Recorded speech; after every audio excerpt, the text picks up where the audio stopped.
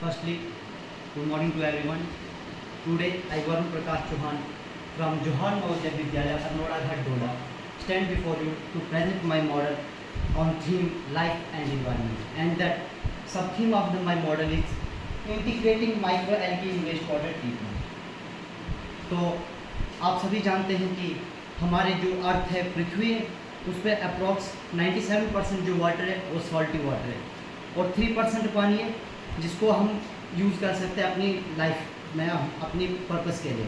तो अगर वो 97% वाटर हमारे यूज़ का नहीं है और 3% है, और अगर हम अपने वेस्ट वाटर की बात करें तो जैसे कि आपने रिसेंट देखा हमारी दिल्ली में, हमारी कैपिटल जो है वहाँ पे हमने बहुत सारी दिक्कतों का सामना देखा। जैसे कि हमारे जो लोग थे वो एक पानी के गैलन के लिए उन्होंने बहुत सारी दिक्कतें उन्हें सही, किसी ने तो अपनी जान भी दे दी एक पानी की बूंद के लिए। तो इतनी पानी की समस्या हो रही है इस प्रेजेंट टाइम में।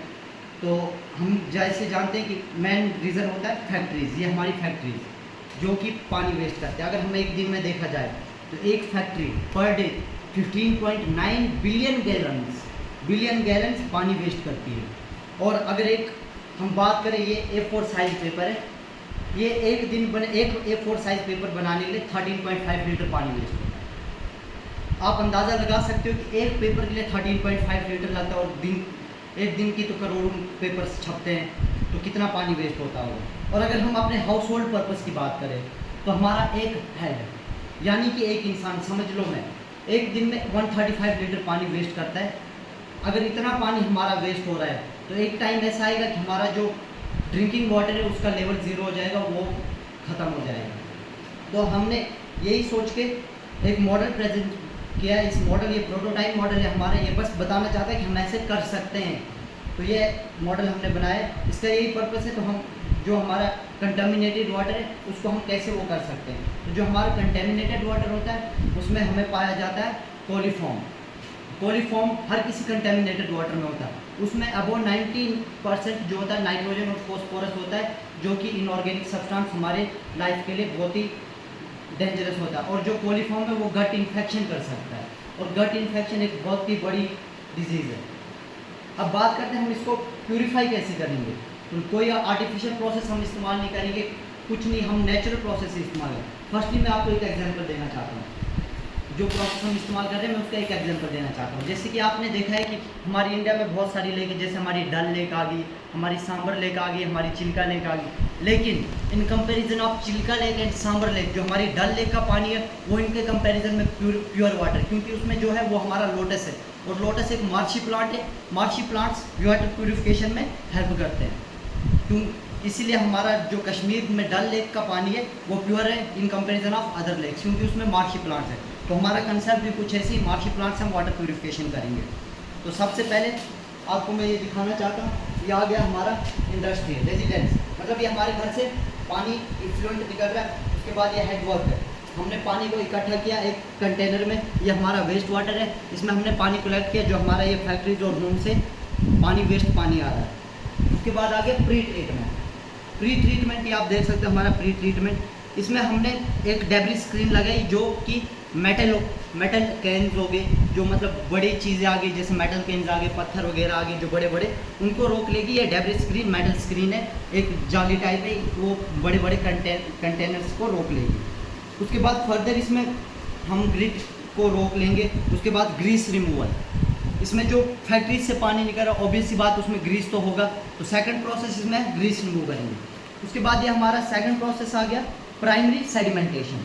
प्राइमरी सेडिमेंटेशन में हम मार्शी प्लांट्स का इस्तेमाल करेंगे।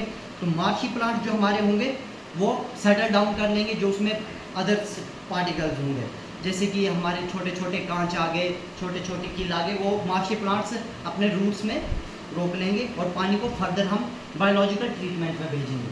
आप यहाँ पे देख सकते हो ये वेस्ट वाटर आया, ये हमने प्री ट्रीटमेंट किया, इसको डेब्रिस स्क्रीन में रोका जो हमारे बड़े बड़े थे। उसके बाद ये आ गया प्राइमरी सेडिमेंटेशन, इसमें हमने मार्शी प्लांट्स का इस्तेमाल किया, जिसकी वजह से हमने जो बड़े पार्टिकल्स थे उनको रोक लिया, छोटे छोटे नेल वगैरह। उसके बाद आ गया हमारा मेनली बायोलॉजिकल ट्रीटमेंट। तो बायोलॉजिकल ट्रीटमेंट हमारा जो टॉपिक है वही है माइक्रो एल्गी। तो बायोलॉजिकल ट्रीटमेंट हम माइक्रो एल्गी का इस्तेमाल करेंगे। माइक्रो एल्गी की एग्जांपल आ गई जैसे क्लोरेला, क्लेमेंडोमोनास, ऑसिलेट्रियो। ये 3 टाइप से एल्गी की जिनको हम इस्तेमाल करके वाटर प्यूरिफिकेशन करेंगे। अब इनका प्रोसेस कैसे होगा, अब ये जानना तो ज़रूरी है। तो इनका हम प्रोसेस ये है कि जो ये है ये नाइट्रोजन फिक्सेशन, फोटोसिंथेसिस होगी इनमें, क्योंकि प्लांट्स में फोटोसिंथेसिस होगी। फोटोसिंथेसिस करते टाइम इनमें नाइट्रोजन फिक्सेशन होगी, और अगर नाइट्रोजन फिक्सेशन होगी तो जो हमारे फैक्ट्री से इफ्लुएंट वाटर निकले उनमें जो नाइट्रोजन या फॉस्फोरस है उनको नाइट्रोजन फिक्सेशन के थ्रू एब्जॉर्ब कर लिया जाएगा, हमारा बायोलॉजिकल ट्रीटमेंट उनको एब्जॉर्ब कर लिया जाएगा। तो अगर वो एब्जॉर्ब हो गए तो मतलब हमारा जो इसमें इनऑर्गेनिक सब्सटेंस था उसका लेवल अप्रॉक्स 99% ज़ीरो हो जाता है।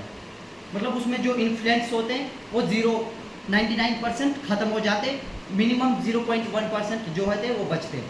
उसके बाद आ गई सेकेंडरी सेडिमेंटेशन। ये हमारा सेकेंडरी सेडिमेंटेशन में हम यूज़ करेंगे किसी भी फिल्टर प्रोसेसर का, जिसमें हम मतलब जो हमारे सेडिमेंट्स हो गए, सैंड आ गया, जो थोड़ा सा सेडिमेंट्स बच जाएंगे उनको हम सेपरेट कर लेंगे थ्रू सेडिमेंटेशन प्रोसेस, और इसको फर्दर हम भेज देंगे टेरिटरी ट्रीटमेंट। टेरिटरी ट्रीटमेंट में जो बचेगा इसमें थोड़ा सा इफ्लुएंस बचेगा और थोड़े से जो सैंड वगैरह बचेगी, थोड़ा सा ग्रिट बचेगा, उसको सेडिमेंट करके सेटल डाउन करके उसको आगे फर्दर भेज दिया जाएगा। और जो हमारा पानी है वो आगे हाउस होल्ड पर्पज़ के लिए रेडी है। और अगर इसको हमने हाउस होल्ड पर्पज़ के लिए इस्तेमाल करना है तो ये क्लोरिनेशन हम करेंगे। इसको क्लोरिनेशन में जो माइक्रोब्स होते हैं, जो मतलब बैक्टीरिया वगैरह होता है, वो मर जाता है, और इसको हम अपने हाउस होल्ड पर्पज़ के लिए इस्तेमाल करेंगे। हमारा क्लीन वाटर प्यूरिफाइड हो गया पूरा, इसको हम अपने हाउस होल्ड पर्पज़ के लिए सप्लाई कर सकते हैं। अब यहाँ पे बात आती है कि अगर हम इस पानी को, जो फैक्ट्री से पानी को, उसको अगर हम डायरेक्टली अगर अपने किसी भी एक्सपोज कर देंगे, अपने रिवर्स में या अपनी सीज में एक्सपोज कर देंगे, तो इनमें जो इनऑर्गेनिक सब्सटेंस है वो बहुत ही ज़्यादा अमाउंट में, आप जानते हैं अप्रॉक्स 90% अबोव जो हमारा नाइट्रोजन, फॉस्फोरस, सल्फर वगैरह वो पाया जाता है, जो कि हमारे एक्वेटिक लाइफ को हार्म करेगा। एक्वेटिक लाइफ को अगर वो हार्म कर रहा है तो हमारी एक्वेटिक लाइफ ख़त्म हो जाएगी, एंडेंजर्ड स्पीशीज़ में आ जाएगी।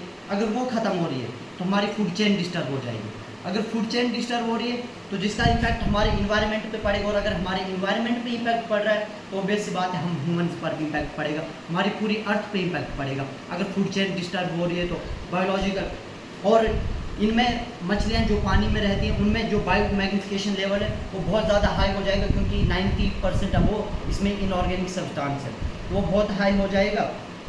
और अगर कोई अदर स्पीशीज उन मछलियों को खा रही है तो वो बायोमैग्निफिकेशन लेवल इतना ज़्यादा हाई हो जाएगा कि एक लेवल आएगा कि मतलब पूरे डिस्ट्रॉय होने जाएगी, और डिजीज़ इतनी रैपिडली फैलेगी कि उसका अंदाज़ा हम नहीं लगा सकते। उसके बाद आ गया जो हमारे यहाँ पे एनारोबिक डाइजेस्टर, प्राइमरी ट्रीटमेंट और टेरिटरी ट्रीटमेंट में जो हमको सेडिमेंट्स बच जाता है, जैसे कि हमारे जो हम मार्शी प्लांट्स इस्तेमाल करते हैं उनका बच जाता है। उसके बाद जो हमारे सेडिमेंट्स बच जाते हैं उनको हम ये एनारोबिक डाइजेस्टर में हम उनको कुछ मंथ्स के लिए स्टोर करेंगे, उसमें हम डंग थोड़ा सा ऐड कर देंगे और इसको हम बायोगैस प्लांट इस्तेमाल कर सकते हैं। और अगर हम जो इस्तेमाल कर रहे हैं क्लोरेला और क्लेमेंडोमोनस और क्लोरेला, ये सिंगल प्रोटीन सेल है और इनमें फैटी एसिड पाया जाता है, और इनको हम बायोडीजल के लिए इस्तेमाल कर सकते हैं। जो ये लास्ट में फर्दर इनमें प्रोसेस होगी तो ये बढ़ते जाएंगे और इनको हम कलेक्ट करके बायोडीजल बना सकते हैं, और जो हमारे यहाँ पे डाइजेस्टर बचेगा उसको हम एनारोबिक डाइजेशन के थ्रू अपना फ्यूल बना सकते हैं। अब हमने वाटर प्रॉब्लम तो सॉल्व कर ली। अब बात आती है हमारी फैक्ट्रीज CO2 रिलीज़ करती है, NO2 रिलीज़ करती है, हमारी इन्वायरमेंट में जाता है, वार्म अप हो जाता है, हमारी इन्वायरमेंट में बहुत ज़्यादा हीट हो जाएगी, ग्लोबल वार्मिंग हो रही है, जिसकी वजह से इम्पैक्ट हमारे पानी पे पड़ रहा है, क्योंकि हमारी ग्लेशियर्स नहीं बन रहे हैं, जिसकी वजह से पानी फ्रेश वाटर का लेवल है वो डिक्रीज़ हो रहा है, क्योंकि अंडरग्राउंड वाटर भी नहीं हो रहा, बर्फ़ नहीं पड़ रही है। जैसे कि हिली एरियाज हमारे कश्मीर आ गया, हमारे हिमाचल प्रदेश आ गया, Uttarakhand, at a time in this situation उन एरिया में भी जो स्नोफॉल का रेशियो वो बहुत ही ज़्यादा कम हो गया। क्यों? क्योंकि ग्लोबल वार्मिंग हो रही है, ग्लोबल वार्मिंग से हीट ज़्यादा हो रही है और ठंड नहीं हो रही, जिसकी वजह से स्नोफॉल नहीं पड़ रहा है। और दूसरी बात आ गई हमारे ओजोन लेयर डिप्लीशन हो रही है, जो अल्ट्रावायलेट रेडिएशन वो हमारे अर्थ पे आ रही है, अर्थ पे अगर वो आ गई तो हमारी बॉडी पे अटैक करेगी, जिसकी वजह से पेप्टिक अल्सर्स हो सकते हैं, स्किन कैंसर होने के चांसेस है, ह्यूमन पे सीधा इफेक्ट है। तो यहाँ पे हमने ये एक एयर प्यूरीफायर इस्तेमाल किया, इसका नाम हैपा एयर प्यूरीफायर। इसमें ऐसा प्रोसेसर लगाया गया है कि जो हमारी प्योर एयर होगी O2 उसको ये रिलीज़ कर देगा अपने इन्वायरमेंट में, और जो CO2 उसको ये सॉलिड फॉर्म में इस बॉक्स में कंटेन कर देगा, और इस सॉलिड फॉर्म को हम अपने फ्यूल पर्पस के लिए इस्तेमाल कर सकते हैं। Thank you.